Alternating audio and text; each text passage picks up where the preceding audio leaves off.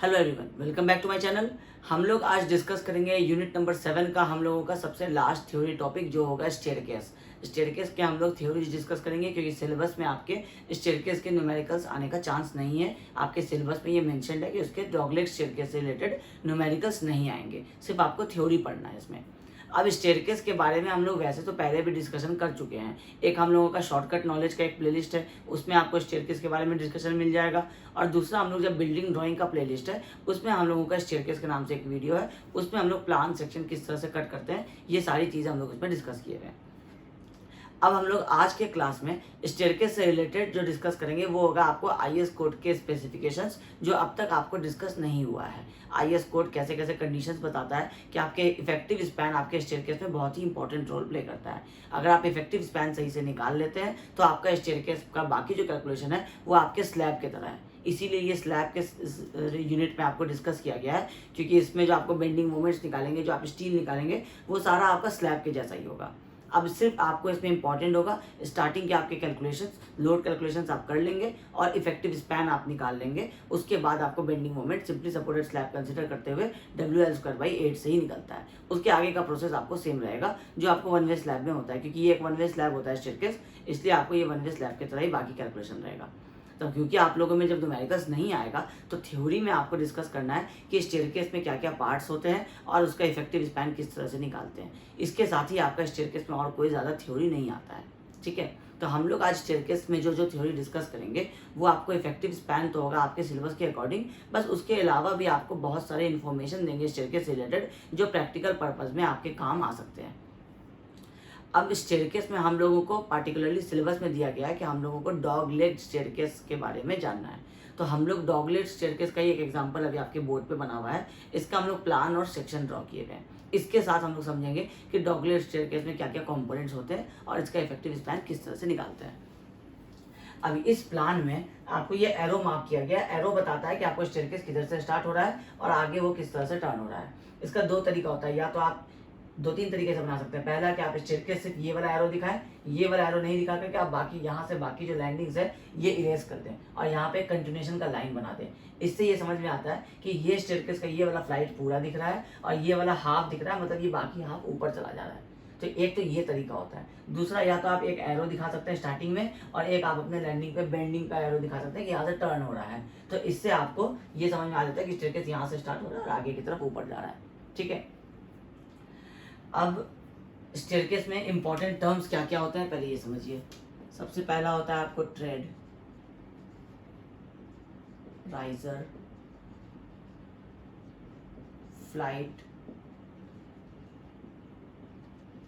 Going, landing, slab thickness. इसी slab thickness को हम लोग स्टेयरकेस का थिकनेस भी कह सकते हैं, स्टेयरकेस डेप्थ, ठीक है।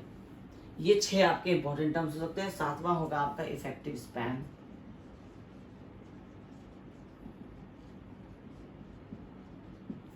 ये सारे टर्म्स आपको इंपॉर्टेंट होंगे। अब आपको एक एक करके इसमें और दो तीन टर्म्स हम लोग अभी आपको बता देते हैं। एक आता है आपको हैंगर और दूसरा आपको आता है पेडेस्टल। ये सारी चीज़ें हम लोग डिस्कस करेंगे। ये आपके सिलेबस के अकॉर्डिंग नहीं होगा, बट ये आपको इन्फॉर्मेशन के लिए बता देंगे। कई बार आपको साइड पे ये काम भी आ सकता है, कई बार आप इसको देखेंगे भी यूज होता हुआ, ठीक है। तो ये टोटल हम लोग 9 टॉपिक्स हम लोगों का स्टेयरकेस में इंपॉर्टेंट होता है जो आपको पता होना चाहिए। अब एक एक करके पहले बात करते हैं। आपका फ्लाइट और गोइंग, ये दोनों आपको सेम टर्म होता है। फ्लाइट किसको कहते हैं? एक स्टेयरकेस का जो ये इंक्लाइंड पोर्शन होता है जो आपको फ्लोर्स क्लाइंब कराता है, ये आपको कहलाता है फ्लाइट। और जो स्ट्रेट पोर्शन होता है, हॉरिजॉन्टल पोर्शन, ये कहलाता है आपका लैंडिंग। चाहे वो फ्लोर पे हो, चाहे वो आपको ग्राउंड पे हो या फिर आपको मिड फ्लोर लेवल पे हो, ये पोर्शन कहलाता है लैंडिंग, ठीक है।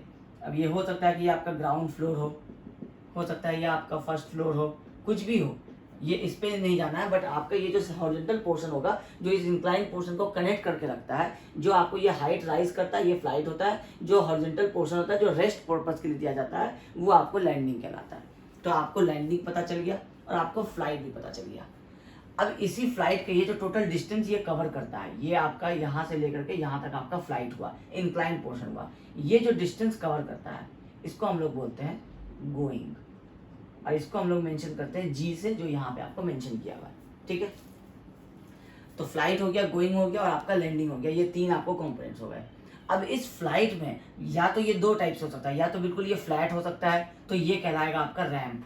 एक और वर्ड यहाँ पे यूज कर लीजिए, रैंप। जब आप अपने ट्रेड्स और राइजर्स नहीं देंगे, जब आप वर्टिकल क्लाइंबिंग के लिए हॉरिजॉन्टल स्लैब्स नहीं देंगे और आप इसको एक बिल्कुल एक स्ट्रेट स्लैब की तरह रखेंगे, इंक्लाइंड स्लैब, तो ये आपको कहलाएगा उस केस में रैंप। आप देखें कई बार आपको जो फिजिकली डिसेबल्ड पर्सन होते हैं उनके लिए आपको एक ये दिया जाता है कैरी करने के लिए, या हॉस्पिटल्स वगैरह में आप देखते हैं कि आपको पेशेंट के बेड वगैरह ले जाने के लिए उस केस में आपको यहाँ पे स्टेप्स नहीं दिए रहते हैं, ये आपको बिल्कुल फ्लैट रहता है। तो अब क्योंकि जब रैंप का पर्पस है कि आपको इस पर मूवमेंट होगा, या तो फिजिकली डिसेबल पर्सन का, या फिर आपको हैवी वेट जो आपके पेशेंट का बेड होता है वो सब मूव होगा, तो उस केस में इसको बहुत ज़्यादा हाइट नहीं रखते हैं, बहुत ज़्यादा इंक्लाइन नहीं करते हैं, उस केस में इसको हम लोग थोड़ा सा स्लोप देते हैं और ग्रेजुअल स्लोप रखते हैं, ताकि ये जो भी, क्योंकि क्लाइंबिंग करना एक एफर्ट वाला जॉब होता है, तो क्लाइंबिंग अगर फॉर एग्जांपल कोई अगर व्हीलचेयर से भी क्लाइंब कर रहा है तो उसको ये वाला रैंप जो होगा ये क्लाइंब करने में ज़्यादा ट्रबल नहीं होगा। इसलिए आप देखेंगे कि सेम हाइट को कवर करने के लिए कई बार रैंप जो आप देखेंगे वो आपको इस तरह से टर्न करके दिया जाता है, क्योंकि रैंप को बहुत ज़्यादा हाइट पे नहीं ले जाया जा सकता है। तो यही एक फ्लोर को क्लाइंब करने के लिए जो आप एक स्टेयरकेस से आपका काम हो जाता है एक फ्लाइट से, उसके लिए कई बार आप देखेंगे कि 2 बार आपको रैंप दिया गया है। फिर आप जाकर कि ये वाला जो हाइट कवर करेंगे ये 3.1 मीटर होगा। ठीक है, या फिर आपको ये कई बार ये सिर्फ 1.75 मीटर ही होगा, मतलब हाफ ऑफ द फ्लोर तक ही। फिर यहाँ से आपको एक और रैंप जाएगा, फिर ये ऊपर की तरफ आएगा, तब जाकर के आपका फ्लोर हाइट आएगा। तो जहाँ पे 2 फ्लाइट से आपका काम हो सकता है वहाँ पे आपको 4 रैंप लगता है। तो ये होता है, इसको हम लोग कहते हैं रैंप। और जब हम लोग इसमें प्लेन इसको नहीं रख करके, जो हम लोग अगर टॉप सरफेस होता है ये प्लेन नहीं होता है, इसमें हम लोग एक स्टेप्स प्रोवाइड कर देते हैं, तो ये स्टेप्स का जो ये हॉरिजॉन्टल पोर्शन है जिस पे हम लोग पैर रखेंगे ये कहलाएगा आपका ट्रेड। और ये जो वर्टिकल पोर्शन है जो आपको हाइट क्लाइंब कराता है, जो आपको एक स्टेप से दूसरे स्टेप पे ले जाता है हाइट को इंक्रीज करते हुए, ये वाला पोर्शन आपको कहलाता है राइजर। ये सारी चीज़ हम लोग पहले डिस्कस कर रखे हैं, फिर भी शॉर्ट में आपको बता दे रहे हैं।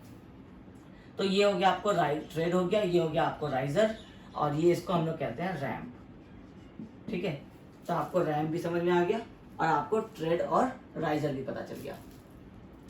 अब आता है स्लैब थिकनेस, इफेक्टिव स्पैन और हैंगर पेडेस्टल। जब आपका स्लैब का थिकनेस आप किसको कहेंगे स्टेयरकेस में, ये तो आपको कई बार लैंडिंग होता है, कई बार आप देखेंगे कि ये आपको आगे फ्लोर से कनेक्टेड होता है, तो ये वाला लाइन आपको पता नहीं चलेगा। तो अगर फ्लोर का थिकनेस यहाँ पे 150 mm है तो ये वाला भी आपको 150 mm ही लोग कास्ट करते हैं, क्योंकि आप 2 अलग अलग थिकनेस कास्ट नहीं करना चाहेंगे। अगर इसका रिक्वायरमेंट भी 140 mm आएगा या 120 mm भी आएगा, तो आपको सिर्फ ये इतने से पोर्शन के लिए आप इसको स्लैब के डेप्थ को रिड्यूस नहीं करना चाहेंगे, क्योंकि आपको फिर शटरिंग वगैरह का सब कुछ चेंज करना पड़ेगा। तो आप क्या करते हैं, सेम रेनफोर्समेंट को यहाँ से कंटिन्यू कर देते हैं और यहाँ बॉटम वाला रेनफोर्समेंट भी इस तरह से कंटिन्यू कर देते हैं। ये आपको ईजी होता है, क्योंकि आप इसमें एक दिन का अगर आप लेबर कॉस्ट जोड़ लेंगे इस काम को वापस इस डेप्थ को कम करने के लिए, तो जितना आप रिड्यूस करेंगे डेप्थ, उससे आप जो कॉस्टिंग बचाएंगे वो आपको सेम ही होगा या उल्टा कम ही बचेगा। तो इसलिए कई बार प्रैक्टिकल पर्पज से देखा जाता है कि लेबर कॉस्ट ज़्यादा हो जाएगा और मटेरियल का जो सेविंग्स होगा वो आपको बहुत कम हो जाएगा। तो इसलिए आपको फिर कई बार ये थिकनेस जो होता है ये इंक्रीज करके रखा जाता है। लेकिन ये आपका ये जो स्लैब थिकनेस है ये आपका स्टेयरकेस का थिकनेस नहीं होता है। स्टेयरकेस का थिकनेस हमेशा बताया जाता है कि ये जो आप ट्रेड और राइजर देख रहे हैं इसका जो आपको सबसे लोएस्ट पॉइंट होता है, क्योंकि यहाँ देखिए यहाँ तक आपका स्लैब है, इसके ऊपर आपको यहाँ स्लैब नहीं है, स्लैब यहाँ पे एक्स्ट्रा है, लेकिन ये वाला पॉइंट आपका सबसे मिनिमम जॉइंट है। तो इस वाले जॉइंट को जो आप कनेक्ट करेंगे, ट्रेड और राइजर का जो जंक्शन होगा उसको जो आप कनेक्ट करेंगे, उसके बाद जो आपको कॉन्स्टेंट डेप्थ मिलता है, ये कॉन्स्टेंट डेप्थ कहलाता है आपका स्टेयरकेस का डेप्थ। जो आपका स्टेयरकेस का जो स्लैब होता है उसका थिकनेस जो आप डिजाइन करके निकालेंगे वो ये वाला कांस्टेंट डेप्थ होता है। इसको हम लोग कहते हैं स्लैब थिकनेस या फिर स्टेयरकेस का स्लैब का डेप्थ, स्टेयरकेस स्लैब डेप्थ। ठीक है, ये हम लोग डिजाइन करके निकालते हैं। इसके ऊपर से जो ये हम लोगों का या तो हम लोग ट्रेड राइजर देंगे या फिर हम लोग उसको रैंप रखेंगे, दोनों ही केस में थिकनेस तो वही कैलकुलेट होकर के आएगा, लोड तो आपको उसके ऊपर उतना ही रहेगा। बस ये वाला ट्रेड और राइजर जो ऐड हो जाता है इसके वजह से आपका जो स्लैब का यूज वाला होने का जो पर्पस है वो चेंज हो जाता है, क्योंकि आप सेम हाइट पे आप ट्रेड और राइजर नहीं प्रोवाइड करके इसको रैंप नहीं बना सकते, क्योंकि वो क्लाइंब नहीं हो पाएगा, वो बहुत ज़्यादा उस पर स्लोप हो जाएगा। तो इसलिए आपको जब भी आप स्टेयरकेस डिजाइन करते हैं तो आपको नहीं पता रहता है कि आप रैंप डिजाइन करेंगे या आप ट्रेड राइजर डिजाइन करेंगे, इसलिए ओवरऑल जो आपका स्लैब का थिकनेस होता है वो ये वाला रहता है। ठीक है, अब ये वाला थिकनेस जो होता है, ये अगर आपको फॉर एग्जांपल ये आपका 120 mm है और ये आपको राइजर जो है, आपको एक्चुअली इसको छोड़ दीजिए, ये आपको अभी काम में नहीं आएगा। ठीक है, तो ये आप इतना समझ लीजिए अभी कि ये आपका स्टेयरकेस का जो थिकनेस होता है ये आपको ये होता है। अब ये आपको डिज़ाइन करके निकालना पड़ता है। डिज़ाइन करके हम लोग कैसे निकालते हैं ये भी हम आपको समझा देंगे। तो ओवरऑल आपको landing, flight, going, tread, riser, ये सारी चीज़ें पता चल गई, स्लैब थिकनेस आपको पता चल गया। अब आता है आपको इंपॉर्टेंट टर्म कि इफेक्टिव स्पैन क्या होता है। अब इफेक्टिव स्पैन के लिए आपको IS कोड पेज नंबर 63 पे, पेज 63 पे क्लॉज नंबर आपको 33 है, ये आपको स्टेयरकेस से रिलेटेड क्लॉज है। इसमें आपको इफेक्टिव स्पैन के लिए आपको कंडीशंस दिए हुए हैं कि 3 कंडीशन से आप इफेक्टिव स्पैन निकाल सकते हैं। वो तीनों कंडीशंस आपको वर्ड्स में दिए हुए हैं, हम लोग उसको आपको डायग्राम में बना करके समझाने की कोशिश करते हैं कि IS 456 इफेक्टिव स्पैन के लिए क्या कहना चाहता है। ठीक है, अब उसके पहले आपको ये बताना है एक चीज़ आप लोगों को कि हम जो ये प्लान बनाए हैं और ये एक सेक्शन ए हम लिखे हैं। अब ये सेक्शन ए इस वाले प्लान में कहाँ पे कट किए ये नहीं मेंशन किया हुआ है, तो आपको 4 ऑप्शंस देते हैं। आपको ये बताना है कि ये सेक्शन ए कहाँ पे से हम कट किए हैं। ये आप लोगों के लिए टास्क है, आप लोगों को लाइव चैट में ये चीज़ बताना है कि ये सेक्शन ए कहाँ से काटा हुआ है। ये आपको 4 ऑप्शन दे रहे हैं। ये एरो जो है आपको पता होगा कि एरो क्या मार्क करता है, ये इस फेस में देख रहा है, ये सेक्शन 1 हो गया। सेम इधर से जो ये इस तरफ देखेगा ये सेक्शन 2 हो गया, ये इस तरह से जो आएगा ये सेक्शन 3 हो गया और ये सेक्शन 4 हो गया। अब आप बताइए कि ये सेक्शन ए इस 1 2 3 4 में से कौन सा सेक्शन ए है जो हमने आपको ये स्टेयरकेस का सेक्शन दिखाए हुए हैं। ठीक है, ये आपको बताना है। 5-10 मिनट के बाद हम आपको बता देंगे कि आपको ये सेक्शन ए कौन सा हो रहा है, कैसे हो रहा है। ठीक है, अब इफेक्टिव स्पैन पे आते हैं। इफेक्टिव स्पैन के लिए IS 456 आपको 3 कंडीशंस बताता है।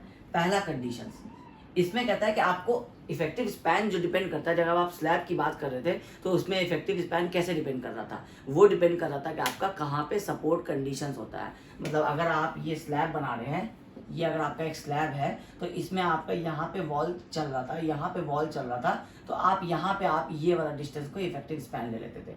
तो ये क्या होता था, ये आपका इस थिकनेस पे डिपेंड करता था। इसका हाफ लेते थे, इसका हाफ लेते थे, और आप लेते थे कि इस क्लियर लेंथ LX प्लस आप इफेक्टिव डेप्थ लेते थे।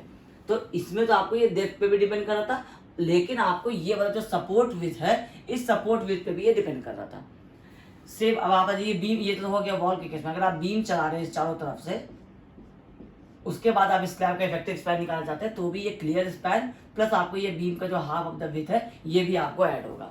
तो मतलब है कि आपका सपोर्ट किस तरफ से हो रहा है स्लैब आपका, उस हिसाब से आपका इफेक्टिव स्पैन डिपेंड करता था आपके स्लैब में।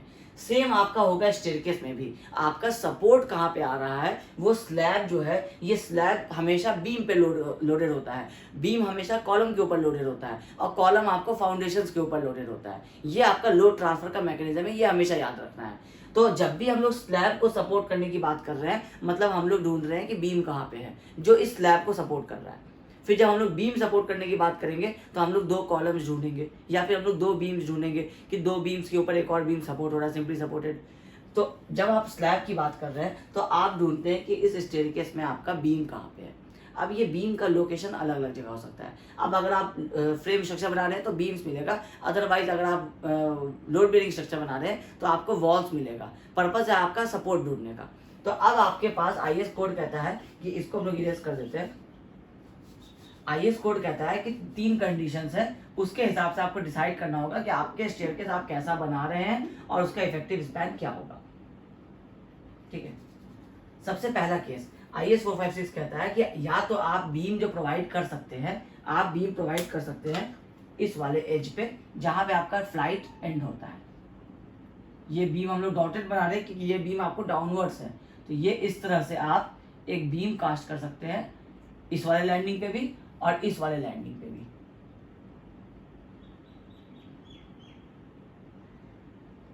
ये 2 जब आपका बीम रहेगा तो अब आप सेक्शन में देखेंगे तो ये बीम आपको यहां पे दिखाई देगा, क्योंकि हम लोग क्या किए, लैंडिंग के जस्ट बाद ही ये बीम प्रोवाइड किए, तो जहाँ पे लैंडिंग का लाइन आ रहा है वहां से आपका ये बीम का विड्थ स्टार्ट हो जाएगा। तो ये एक होगा, ये वाला लाइन आपका इरेज हो जाएगा, और एक सेम इसी तरह से आपको यहाँ पे दिखेगा, ये वाला लैंडिंग एंड होगा, इसके बाद यहाँ पे आपको इस तरह से बीम आएगा।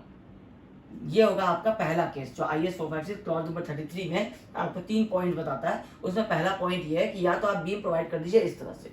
अब ये बीम यहाँ से यहाँ प्रोवाइडेड है, इसका मतलब है कि या तो यहाँ पे वॉल चल रहा होगा, या तो यहाँ पे आपको एक बीम चल रहा होगा, फ्लोर बीम्स हो या लैंडिंग बीम्स हो, उस पर आकर के ये सपोर्टेड होगा। ठीक है, इस तरह से आपका एक बीम चल रहा होगा, और फिर हो सकता है यहाँ पे कॉलम हो या वॉल हो, कुछ भी हो सकता है। ये आगे का कंडीशन हम लोग अभी नहीं डिस्कस कर रहे हैं, हम लोगों को इंपॉर्टेंट हो रहा है अभी कि हम लोग ये 2 बीम प्रोवाइड कर रहे हैं, इसको हम लोग शेड कर दे रहे हैं। ठीक है, जब ऐसा केस होगा तो अब आप देखेंगे कि आपके पास ये जो क्लियर डिस्टेंस है, ये क्या डिस्टेंस है, ये डिस्टेंस है आपका गोइंग। तो इस केस में आपका जो इफेक्टिव स्पैन हो जाएगा, इसको हम लोग केस नंबर 1 बोलते हैं, तो इसमें इफेक्टिव स्पैन जो हो जाएगा ये हो जाएगा आपको going plus half of the width of beam, मतलब हाफ ऑफ द विड्थ एक तरफ, हाफ ऑफ द विड्थ एक तरफ, तो आपको ये डायरेक्टली हो जाएगा going plus width of the beam. इसको इस तरह से भी लिखा जा सकता है, ये G plus width of the beam को, कि centre to centre of beam. तो क्योंकि अगर आप सेंटर टू सेंटर निकालेंगे तो ये इसके सेंटर से स्टार्ट होगा और इसके वाले सेंटर तक आएगा। दोनों तरीके से आप इसको लिख सकते हैं कि गोइंग का विड्थ प्लस आपको width of the beam centre to centre of beam.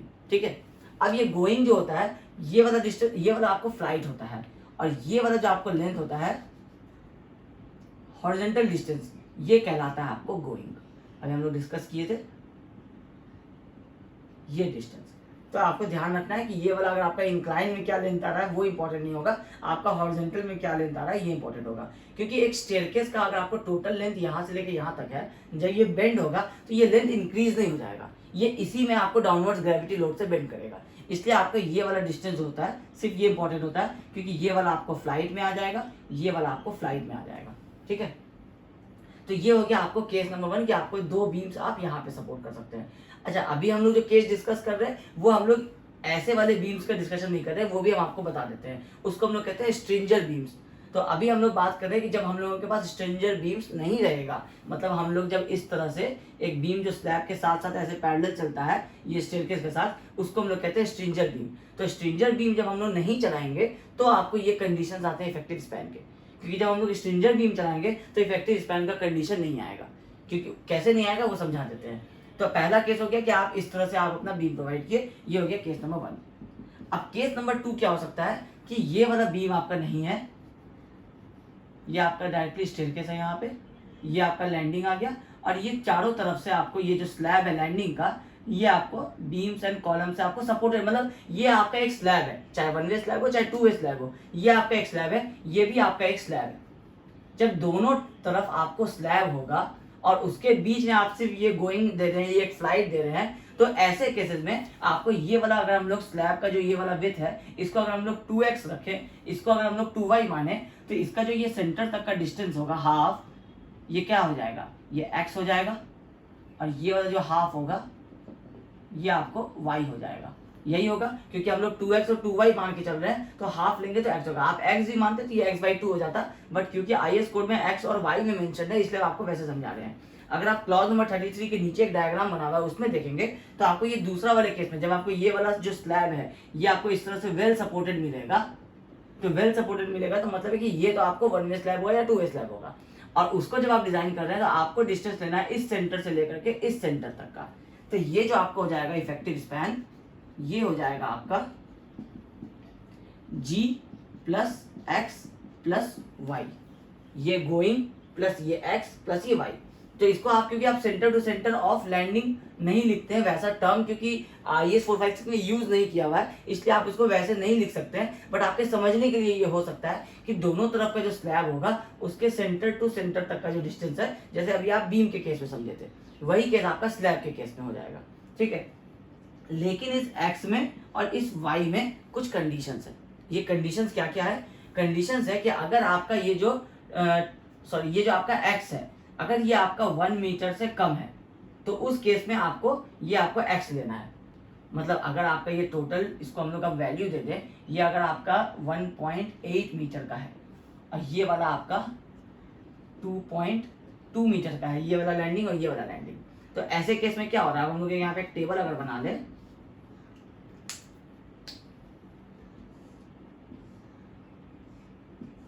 ये x है, ये y है और ये आपका स्पैन है, ठीक है। अब अगर आपका x लेस देन 1 मीटर है, ठीक है, ये वाला जो x की बात कर रहे हैं ये कितना आएगा, अभी 1.8 के केस में कितना आ रहा है, 0.9 आ रहा है, तो ये 1 से कम है, तो आप यहाँ पे लेंगे g प्लस एक्स, और अब अगर आपका y यहाँ पे कितना आ रहा है, 2.2 आ रहा है, तो इसका मतलब ये 2y 2.2 है, तो ये y कितना होगा, 1.1। तो एक आप लिमिट समझ लीजिए, 1 मीटर का एक लिमिट होता है, IS 456 बताता है कि 1 मीटर से ज्यादा आप नहीं ले सकते ये डिस्टेंस। तो मतलब है कि अगर ये 0.9 0.8 कुछ भी आ रहा है तो आप 0.9 0.8 लेंगे। अगर आपका 0.9 0.8 नहीं आके 1.1 1.5 आ रहा है तो आप डायरेक्टली यहाँ पे लेंगे 1.5। इसको हम लोग इस तरह से लिख देते हैं, इस पार्टिकुलर केस के लिए लिख रहे हैं g plus 0.9 plus Y, sorry ये y 1.1 आ रहा है ना, तो यहाँ पे आप लेंगे 1 मीटर। मतलब आप क्या करते हैं, g plus X plus Y करते हैं, तो आपका x आ रहा है 0.9 और y आ रहा है 1.1, यहाँ लिख देते हैं y आ रहा है 1.1, एक्चुअल कंडीशन है ये, और ये आ रहा है 0.9। तो आप x ले रहे हैं 0.9 बट y ले रहे हैं आप क्या, 1 से ज्यादा आ रहा था, ये y आ रहा था ग्रेटर देन 1, तो इस केस में आप क्या किए, 1.1 नहीं लेकर के 1 लिए। अब दूसरा केस क्या होगा कि x आपका ग्रेटर देन अगर 1 आ गया और y आपका ग्रेटर देन अगर 1 आ गया, तो उस केस में आप क्या लेंगे, x आप जैसे ये अगर 0.9 नहीं आ गया, ये भी 1.1 आ गया, तो उस केस में आप लेंगे g प्लस 1 प्लस 1। क्यों, क्योंकि आपका x भी ग्रेटर है तो x भी नहीं लेंगे आप, और y भी ग्रेटर है तो y भी नहीं लेंगे आप। उसके बाद अगर आपका x अगर आपका लेसर है और y भी अगर आपका लेसर है, तो उस केस में आप लेंगे g plus X plus Y, जो भी आपका लेसर वाला वैल्यू होगा आप उसको एज इट इज ले लेंगे। मतलब सिंपल सा बात समझना है कि गोइंग के बाद जो आप ये x और y ऐड करेंगे वो आपका 1 से ज्यादा नहीं हो सकता है। अगर 1 से कम है तो वो डायरेक्टली ऐड हो जाएगा, अगर 1 से ज्यादा है तो आपको सिर्फ 1 और 1 ऐड करना है दोनों तरफ। मतलब आप 1 मीटर ये वाला पोर्शन लेंगे, 1 मीटर ये वाला पोर्शन लेंगे, इसलिए आपका टोटल इफेक्टिव स्पैन हो जाएगा। इसका आप टोटल कैलकुलेशन करेंगे और ये जो आपका सपोर्ट आएगा, सपोर्ट रिएक्शन, ये सपोर्ट रिएक्शन इस वाले स्लैब के लिए आपको यूडीएल हो जाएगा। और वो वाला यूडीएल आपको, क्योंकि ये यहाँ तक का यूडीएल होगा इतना दूर, फिर ये इस वाले स्लैब के लिए भी होगा, तो ये दोनों के लिए जो यूडीएल होगा ये टोटल आपको स्लैब में एक एक्स्ट्रा वेट आएगा स्टेयरकेस का। इस स्लैब का डेड लोड प्लस इसमें लाइव लोड प्लस इसमें स्टेयरकेस लोड भी आ जाएगा, क्योंकि स्टेयरकेस लोड भी आपको यहाँ पे आकर के सेंटर पे एक लोड दे रहा है। ये वाला स्लैब फिर जो डिजाइन होता है ये dead load plus live load plus staircase का एक्स्ट्रा लोड के लिए डिजाइन होता है। इसमें सिर्फ आपको स्लैब का थिकनेस और लाइव लोड नहीं रहेगा। ये हो गया आपको सेकंड वाले केस की बात हो रही थी कि जब आपका ये इस तरह से कंडीशन होगा कि ये वाला स्लैब जो होगा ये वेल सपोर्टेड रहेगा। अब तीसरा एक कंडीशन आता है, तीसरा कंडीशन आता है कि जब आपका ये आपका स्टेयरकेस का प्लान एक और बना रहे हैं,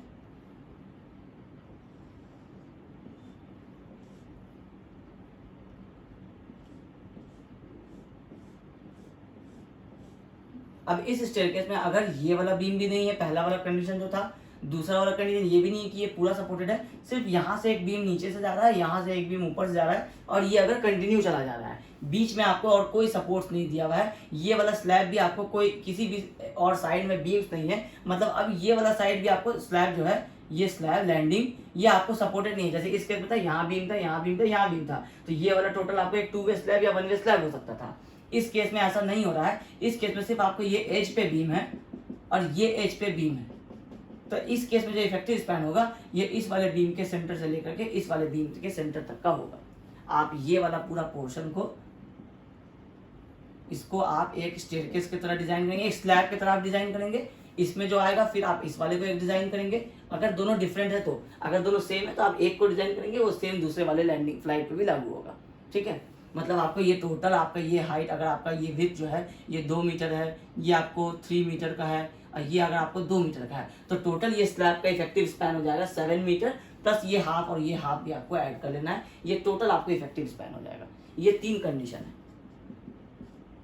effective span is equal to total centre to centre of landing beams, ये आई क्लॉज नंबर 33 में ये तीनों कंडीशंस आपको वर्ड्स में लिखे हुए हैं, आप उसमें अगर देखेंगे तो यही 3 कंडीशन आपको समझ में आ जाएगा कि ये क्या हो रहा है। ये 3 केसेस हुए जब आपको हॉरिजॉन्टल बीम्स आपको मिलते हैं तो आपको किस तरह से इफेक्टिव स्पैन होता है। अब अगर आपको इन केस आपके जो बीम्स हैं वो अगर आपको स्ट्रिंजर बीम्स मिलते हैं, स्ट्रिंजर बीम्स क्या होता है कि आपका, अभी हम लोग सिर्फ एक फ्लाइट बनाते हैं, ये आपका एक फ्लाइट है,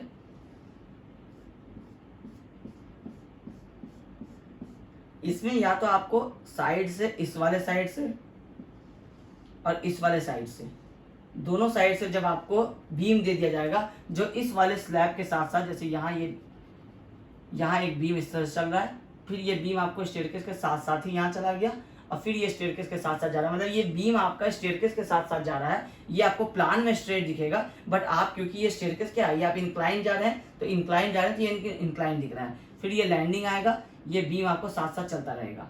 तो क्योंकि प्लान में आपको इंक्लिनेशन नहीं पता चलेगा इसलिए इसके साथ साथ सेक्शन में बनाया जाता है। ये वाला स्लैब थिकनेस आपको नहीं दिखेगा बाहर से, आपको सिर्फ ये वाला एक बीम दिखेगा, तो इसको कहते हैं हम लोग स्ट्रिंजर बीम। जब ये स्ट्रिंजर बीम की तरह बनेगा तो फिर आपको ये एक वन वे स्लैब हो जाएगा, ये आपका स्पैन हो जाएगा, आप इसमें WL² करेंगे और इसमें आपको बेंडिंग मोमेंट मिल जाएगा। यही रेनफोर्समेंट आप इस तरह से थ्रू आउट प्रोवाइड करते चले जाएंगे क्योंकि आपको दोनों तरफ से बीम चल रहा है।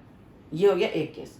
दूसरा केस, कई बार आपको एक तरफ से ही स्ट्रिंजर बीम मिलता है और इसमें से आपको स्टेयरकेस इस तरह से बाहर निकला रहता है, तो ये कहलाता है आपको कैंटिलीवर स्लैब।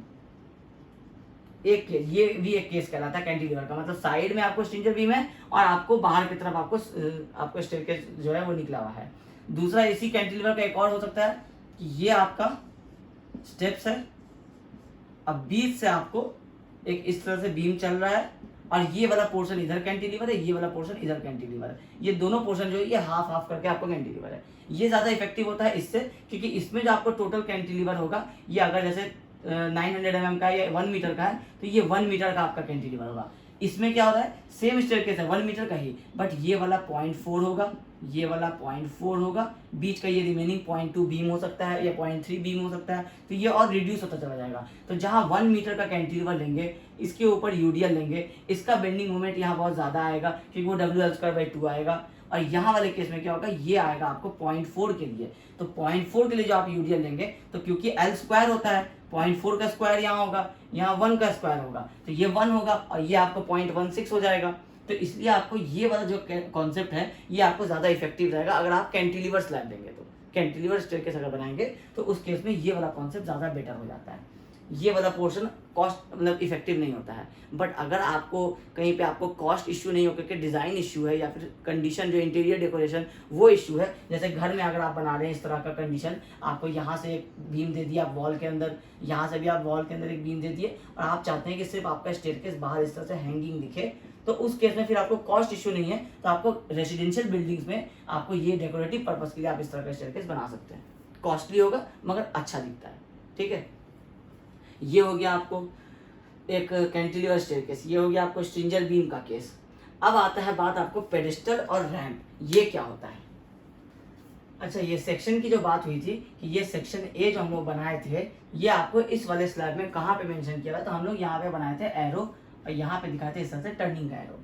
तो जब हम ये स्ट्रेट एरो दिखाएं मतलब ये हमारा एंट्री का साइन होता है, टर्निंग एरो दिखाएं मतलब ये हमारा ऊपर की तरफ जा रहा है, टर्न हो रहा है यहाँ से, इसका मतलब है कि ये आपका फर्स्ट लैंडिंग है और फर्स्ट लैंडिंग है इसका मतलब है कि यहाँ से आप ऊपर की तरफ जा रहे हैं, इसका मतलब है ये वाला पोर्शन आपको नीचे की तरफ होगा, फर्स्ट लैंडिंग आपको ऊपर की तरफ होगा।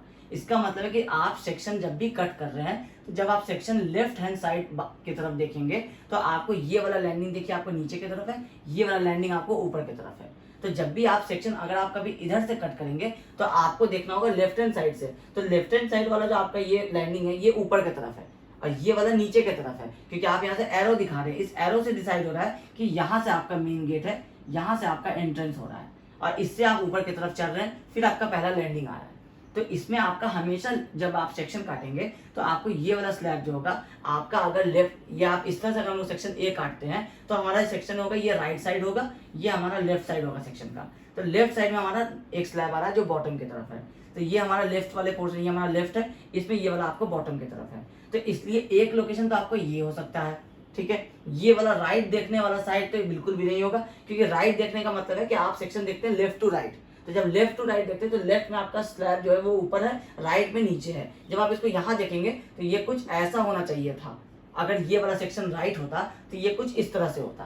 तो ये तो है नहीं, हम लोग ये वाला बना रहे हैं, मतलब या तो ये ए हो सकता है या फिर ये यहाँ से जो हम लोग देख रहे थे सी, ये सी हो सकता है। क्योंकि सी को भी अगर आप देखेंगे तो इसमें भी आपको क्या देखना होगा, लेफ्ट टू राइट देखना होगा। आपका ये लेफ्ट है और ये आपका राइट है। लेफ्ट में ये वाला स्लैब आपको कहाँ दिखेगा, ऊपर की तरफ दिखेगा। राइट में क्या दिखेगा, नीचे। अच्छा सॉरी, ये सी नहीं होगा, ये डी जो हम लोग देखेंगे, ये डी। तो ये डी के केस में क्या होगा कि आपका लेफ्ट हैंड साइड जो होगा, ये लेफ्ट हैंड साइड, ये आपका स्लैब नीचे रह जाएगा और राइट हैंड साइड वाला जो है ये आपका फर्स्ट फ्लोर बन जाएगा। जो अभी तक ये ग्राउंड फ्लोर से आप ऊपर चले थे, आप मिड लैंडिंग पे आए थे, अब मिड लैंडिंग से आप फर्स्ट फ्लोर पे जा रहे हैं। तो फर्स्ट फ्लोर पे जब आप जा रहे हैं तो आपका ये सेक्शन डी अगर आप यहाँ से काटेंगे और उस तरफ देखेंगे तो आपको लेफ्ट हैंड साइड में ये लैंडिंग नीचे दिखेगा, राइट हैंड साइड में ये लैंडिंग ऊपर दिखेगा। अब इसको आप यहाँ ला के देखेंगे तो ये आपको सेक्शन ए, ये 1 नंबर हम लोग इसको दिए थे और ये 4 नंबर दिए थे। तो ये सेक्शन नंबर ये आपको 1 नंबर और 4 नंबर, ये 2 कंडीशन में आपको ये सेक्शन ए बन सकता है। या तो आप इस वाले पोर्शन यहाँ से कट करेंगे और इस तरफ देखेंगे, या तो आप यहाँ से कट करेंगे और उस तरफ देखेंगे। ये जो हम लोग 2 नंबर सेक्शन बनाए थे और ये जो हम लोग 3 नंबर सेक्शन बनाए थे, ये 2 और 3 नहीं हो सकता है। ठीक है, ये अगर फिर भी किसी को नहीं समझ में आया हो कि ये 2 और 3 कैसे नहीं होगा, तो हम लोग बिल्डिंग ड्राइंग में स्टेयरकेस डिस्कस किए थे। आप उस वाले प्लेलिस्ट में जाकर के स्टेयरकेस का सेक्शन किस तरह से कट करते हैं ये समझ सकते हैं। अभी आपको सिर्फ शॉर्ट में एक आंसर समझाने के लिए बता रहे थे कि सेक्शन नंबर 1 भी हो सकता है, सेक्शन नंबर 4 भी हो सकता है सेक्शन ए के लिए। ठीक है, अब आते हैं हम लोगों को कि हम लोगों को डिस्कस करें कि ये हैंगर और पेडेस्टल क्या होता है।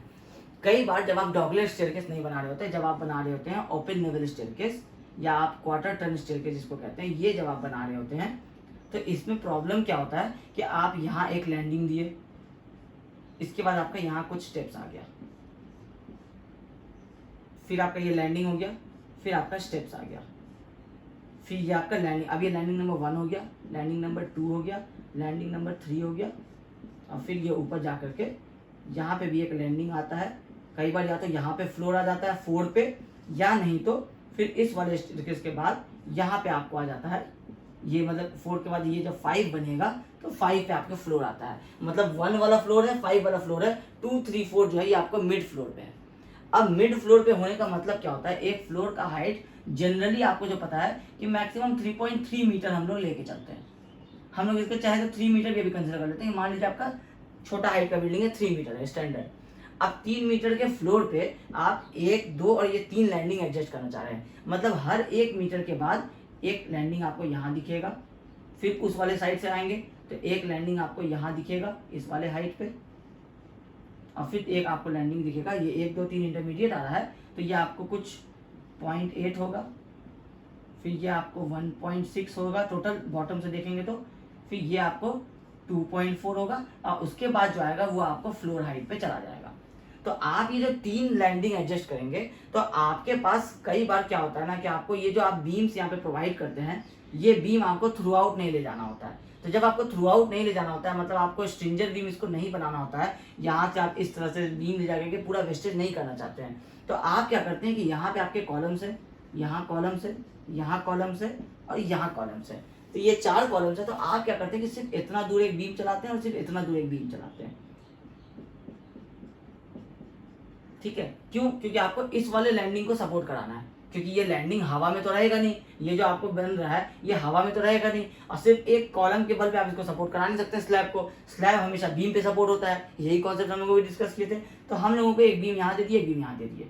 इस केस में भी क्या कि एक बीम यहाँ दे दिए और एक बीम यहाँ दे दिए, यहाँ पे भी हम लोग एक बीम इस तरह से दे दिए, एक बीम यहाँ पे इस तरह से दे दिए।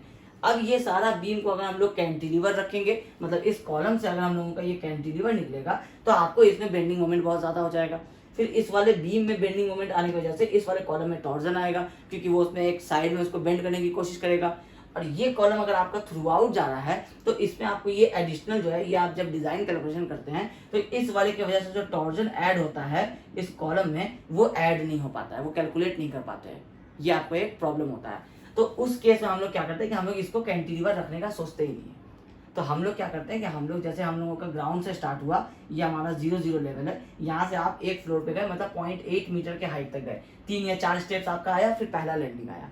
तो ये जो पहला लैंडिंग आया तो हम लोग यहाँ पे एक कॉलम्स बनाते हैं, यहाँ पे हम लोग एक कॉलम देते हैं और यहाँ पे भी हम लोग एक कॉलम देते हैं। अब ये कॉलम क्या होता है, ग्राउंड से आता है, ये यहाँ पे इस तरह से ग्राउंड से आता है, इसको हम लोग ग्राउंड के अंदर ले जाके यहाँ का एक छोटा सा फुटिंग प्रोवाइड कर देते हैं और इस कॉलम के ऊपर ये वाला बीम यहाँ आकर के सपोर्ट होता है, इसी के ऊपर आपका ये स्लैब बना रहता है।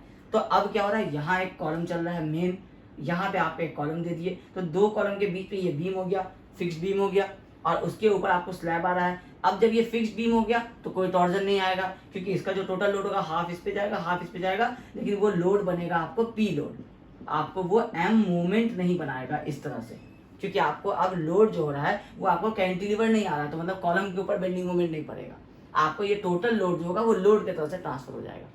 ठीक है, तो इस वाले कॉलम को हम लोग कहते हैं ये पेडेस्टल, ये हम लोगों का होता है पेडेस्टल कॉलम। तो इसको पेडेस्टल कॉलम नहीं लिखते हैं, इसको एक्चुअली हम लोग डायरेक्टली पेडेस्टल ही लिखते हैं, आपके समझाने के लिए कि आप इसको पेडेस्टल कॉलम कह सकते हैं, इसको हम लोग कहते हैं पेडेस्टल।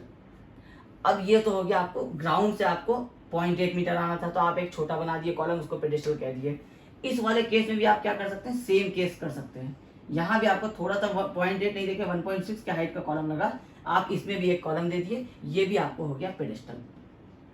अब ये सेम चीज आपको इस वाले में करने में प्रॉब्लम होगा, क्योंकि अब यहाँ पे हाइट क्या हो रहा है, लगभग 2 मीटर के आसपास आपको यहाँ पे मिल रहा है, या 2.4 मीटर। अब 2.4 मीटर में जब आप कॉलम प्रोवाइड करने जाएंगे तो पेडेस्टल कॉलम आप क्या करते हैं, छोटे साइज का बनाते हैं। छोटे साइज का बनाएंगे तो आप जब 2.4 मीटर हाइट तक बनाना चाहेंगे ग्राउंड से निकाल करके, तो आपको वहां पे आएगा स्लेंडरनेस रेशियो का प्रॉब्लम, वो आपको वहां पे साइज ज्यादा देना पड़ेगा। एक पहला प्रॉब्लम ये आएगा। दूसरा, ये अभी आपके पास ग्राउंड है तो आप ग्राउंड से देने का सोच सकेंगे। जब सेम प्रॉब्लम यही वाला जो स्टेयरकेस है, ये अगर आपको 10 स्टोरी बिल्डिंग में जाएगा तो second, third, fourth, fifth story पे आप क्या करेंगे, तो उस केस में हम लोग क्या करते हैं, नियर सपोर्ट ढूंढते हैं। तो नियर सपोर्ट का मतलब क्या है कि यहाँ पे हम लोगों को ग्राउंड मिल रहा था, तो हम लोग यहाँ नहीं, तो ग्राउंड नहीं, तो यहाँ पे हम लोगों का नीचे वाला बीम मिल रहा था, हम लोग इस बीम पे ये फुटिंग नहीं प्रोवाइड करके हम लोग इस बीम से ये छोटा सा कॉलम को इस तरह से हम लोग खड़ा कर दिए। इस वाले केस में होगा कि ये वेस्टेज हो जाएगा इतना दूर का, तो हम लोग क्या करते हैं, यहाँ ऊपर से जो हमारा ये वाला कॉलम चल रहा है, यहाँ से जो हमारा ये फ्लोर बीम निकला हुआ है, फ्लोर बीम का साइज ज्यादा होता है जनरली स्टेयरकेस के मुकाबले, तो इस फ्लोर बीम से आप क्या करते हैं, एक कॉलम ऐसे नीचे की तरफ लाते हैं और इस स्लैब को आप ऊपर की तरफ सपोर्ट करा देते हैं।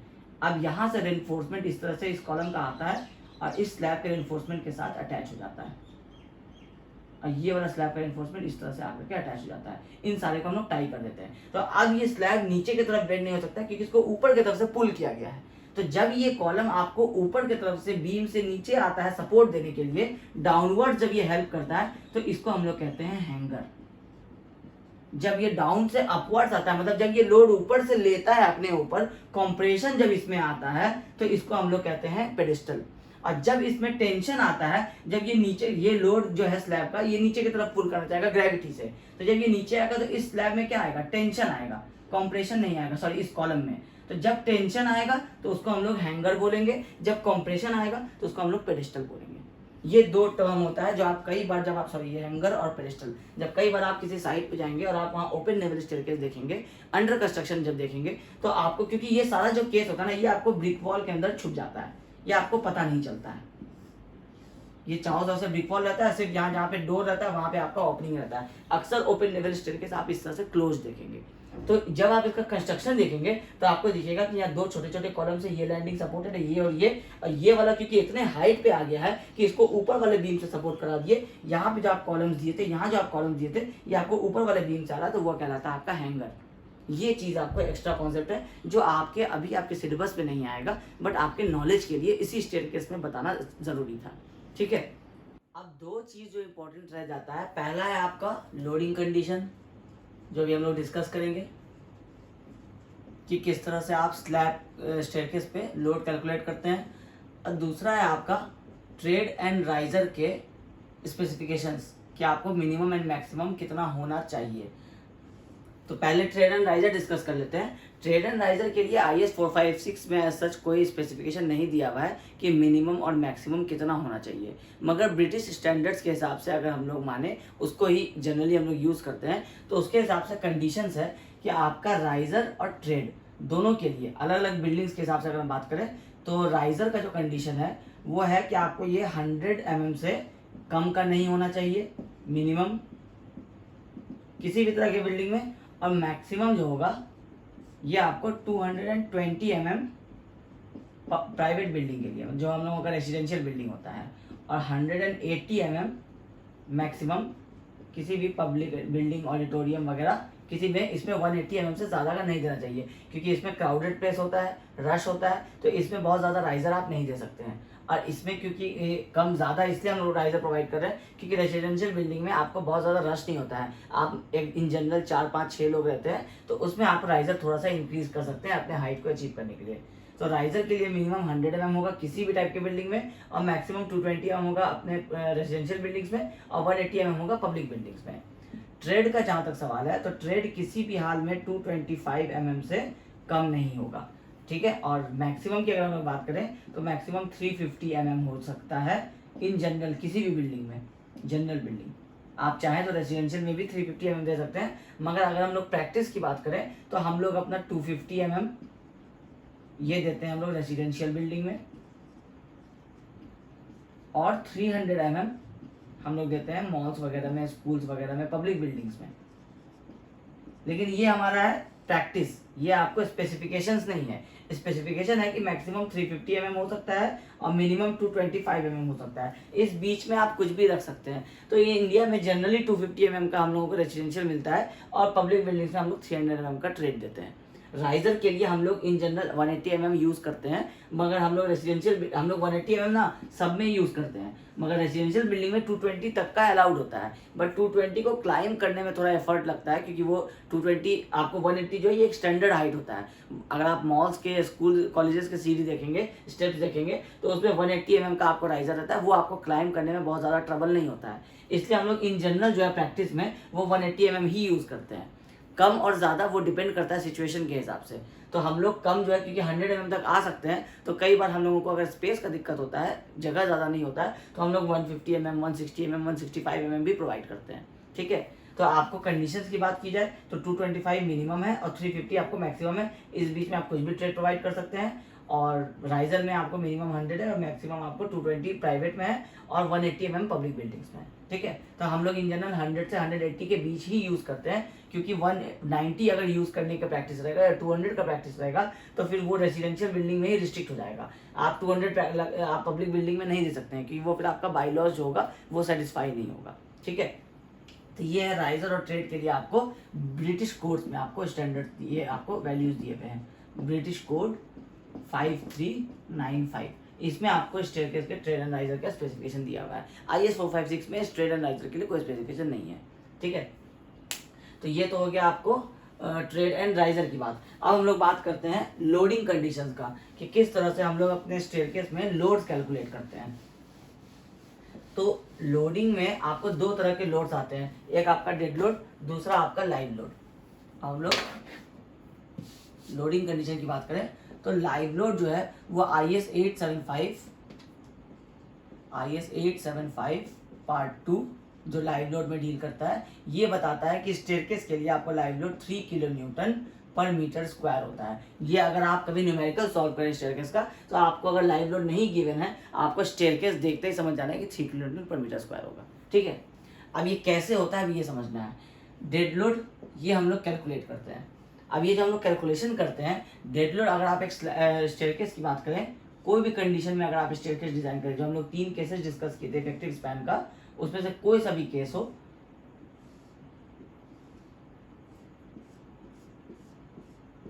हम लोग अभी एज्यूम करते हैं कि हम लोगों का यहाँ बीम चल रहा है, पहला वाला केस जो हम लोग बात किए थे। तो अब हम लोगों को क्या डिजाइन करना है, ये हमारा एक सपोर्ट हो गया, ये हमारा एक सपोर्ट हो गया, जो हमारा ये वाला स्लैब है फ्लाइट, ये हमारे इस बीम और इस बीम के ऊपर रेस्ट कर रहा है। तो अगर हम इसका एक डायग्राम बनाए, फ्री बॉडी डायग्राम, तो ये कुछ ऐसा होगा, इसको आप इस तरह से बना सकते हैं, ये होगा। और ये जो आपका स्पैन है ये आपका गोइंग होगा, जो आपका ये टोटल गोइंग आया है ये क्लियर स्पैन होगा। अब प्लस आप हाफ और हाफ ऐड करेंगे तो आपको ये टोटल आपका इफेक्टिव स्पैन मिल जाएगा। अब आपको ये समझना है कि ये स्टेयरकेस जो होती है, फ्लाइट होता है, ये होता है इंक्लाइंड।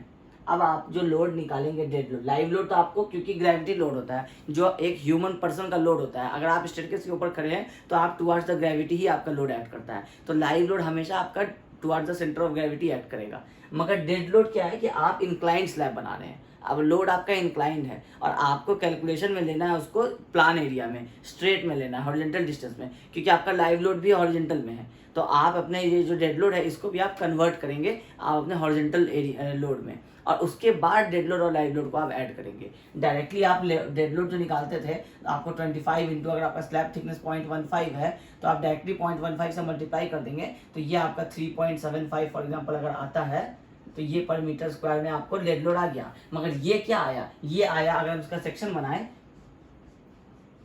इस तरह से, तो ये जो आपका ये जो लाइन था, ये लाइन से यहाँ तक का डिस्टेंस था 150 mm। आप इस वेस्ट स्लैब का थिकनेस उठा लिए और आप इसको 25 से मल्टीप्लाई कर दिए, तो ये टोटल जो डेड लोड आया ये आया आपको इंक्लाइंड, यहाँ से यहाँ तक का। आपको चाहिए यहाँ से यहाँ तक का लोड, तो आपको ये वाला जो रेशियो है inclined to the horizontal ratio, ये आपको निकालना पड़ेगा। तो आप पहले क्या करेंगे, अब आपको ये टोटल हाइट निकालना, या तो आपको मेजर करना पड़ेगा। अब आपके पास ड्राइंग नहीं रहेगा तो आप ये टोटल हाइट लेंथ मेजर नहीं कर सकते हैं। तो आपके लिए एक शॉर्ट मेथड है कि ये इंक्लाइंड और ये हॉरिजॉन्टल, ये गोइंग था, ये आपको नहीं पता था।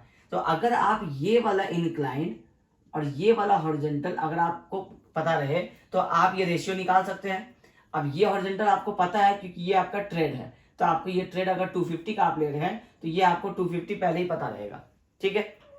अब आपको नहीं पता है ये इंक्लाइंड वाला, तो आपको राइजर भी पता है कि अगर फॉर एग्जांपल आप 150 ले रहे हैं तो आप पाइथागोरस थ्योरम लगा के आप ये इंक्लाइंड वाला हाइट निकाल, ये लेंथ निकाल लेंगे। अब ये लेंथ जो फॉर एग्जांपल आपका निकला 400 mm, ठीक है। अब ये 400 आया है, प्लान एरिया लेंथ आपको 250 है, तो आप 400/250 का जो रेशियो होगा वही आपके इस इंक्लाइंड और इस स्ट्रेट का आपका रेशियो होगा।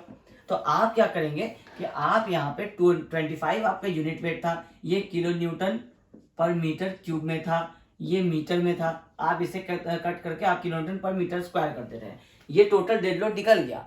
अब आपको इसको कन्वर्ट करना है, तो आप इसको कन्वर्ट करेंगे 400/250 के रेशियो से। ये रेशियो जो आपको निकल करके आ जाएगा, यही रेशियो से आप मल्टीप्लाई करेंगे, तो अब जो लोड आएगा फॉर एग्जांपल वो 3 किलो न्यूटन पर मीटर स्क्वायर आया, तो ये आया आपका प्लान में लोड हॉरिजॉन्टल डिस्टेंस में। अब क्योंकि आपको इसके ऊपर यूडीएल लगाना है, आपको इसको स्लैब की तरह डिजाइन करना है, इफेक्टिव स्पैन आपको पता चल चुका है, आपको सिर्फ निकालना है इसके ऊपर टोटल लोड। तो टोटल लोड निकालने के लिए आपको dead load plus live load करना था। बस डेड लोड आपको इंक्लाइन नहीं होना चाहिए, क्योंकि लाइव लोड आपका स्ट्रेट है और डेड लोड आप इंक्लाइन ऐड नहीं कर सकते हैं। तो या तो आप इसको इंक्लाइन में चेंज करेंगे या तो आप इसको प्लान एरिया में चेंज करेंगे। अब क्योंकि आप लेंथ भी ले रहे हैं गोइंग का, मतलब आप लेंथ भी इंक्लाइन वाला नहीं ऐड करके, ये वाला लेंथ नहीं ऐड करके आप ये वाला लेंथ ऐड कर रहे हैं। तो जब ये वाला लेंथ ऐड कर रहे हैं तो इसके हिसाब से आपको सारा लोड जो है वो हॉरिजॉन्टल होना चाहिए। तो डेड लोड आप यहाँ से कन्वर्ट कर लिए इस तरह से रेशियो निकाल करके, और लाइव लोड आपको पता है। अब टोटल लोड आपका आ गया 6 किलो न्यूटन पर मीटर स्क्वायर। अब पर मीटर स्क्वायर आ गया। अब ये स्टेप आपका कितना वाइड है ये आपको नहीं पता है, आप इसको 1 मीटर लीजिए या 1.2 मीटर लीजिए या 1.5 मीटर लीजिए, पर मीटर आपको एज्यूम करना है। फॉर एग्जांपल अगर आपका ये 2 मीटर का है तो आप क्या करेंगे, आप ये 1 मीटर एज्यूम करेंगे, आप इसको डिजाइन करेंगे, जो इस 1 मीटर में आएगा वही आपका इधर आप आगे और एक्सीड कर देंगे उसको, वो आपका 2 मीटर में आ जाएगा। 1 मीटर में अगर 4 रेनफोर्समेंट रिक्वायर्ड हुआ, ये टोटल 2 है तो ये 8 रेनफोर्समेंट रिक्वायर्ड हो जाएगा, जो सेम 1 वे स्लैब हम लोग जैसे डिजाइन किए थे, ठीक है। तो इस तरह से आपका ये 1 मीटर हो जाएगा। तो ये किलो न्यूटन पर मीटर स्क्वायर आपको जब 1 से मल्टीप्लाई कीजिएगा आप मीटर से, तो ये 6 किलो न्यूटन पर मीटर का यूटीएल बन जाएगा। अब ये आपको हो गया W 6 किलो न्यूटन पर मीटर। एल आपको पता है कि जो भी आपका निकलेगा, फॉर एग्जांपल अगर आपका गोइंग था 3 मीटर का और इफेक्टिव स्पैन निकल गया 3.2 मीटर, तो आपको अगर बेंडिंग मोमेंट निकालना है तो आप WL²/8 करेंगे, उससे आपको ये W मिल गया, ये L² आपका हो गया, इससे आपको बेंडिंग मोमेंट मिल जाएगा।